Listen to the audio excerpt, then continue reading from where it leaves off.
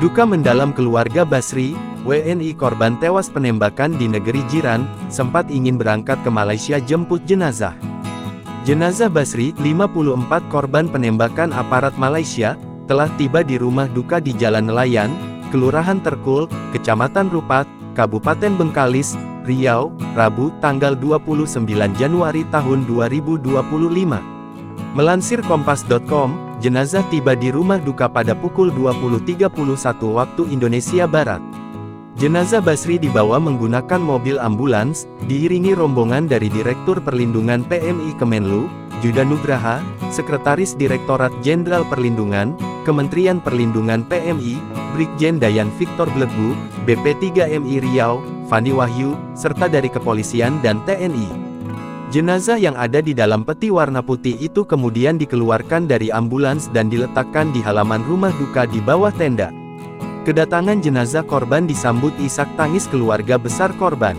Tampak istri korban, Nur Haida, menangis histeris. Begitu juga dengan kedua anak korban yang berurai air mata. Rumah duka juga sangat ramai oleh warga yang melayat. Jenazah kemudian dibawa ke dalam rumah dan petinya dibuka untuk dilihat oleh keluarga korban. Selanjutnya, jenazah disalatkan di Masjid Al-Falah dan dimakamkan di pemakaman di samping masjid.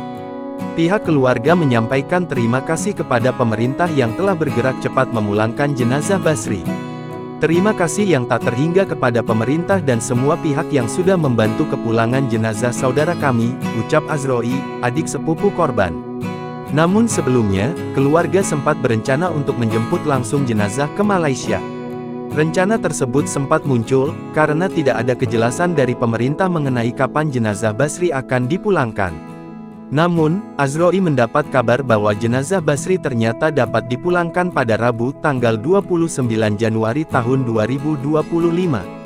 Ini dipercepat dari rencana awal, yakni pada Jumat tanggal 31 Januari tahun 2025. Mendengar kabar tersebut, keluarga pun membatalkan rencana untuk pergi ke Malaysia dan mempersiapkan untuk kedatangan jenazah Basri di tanah air.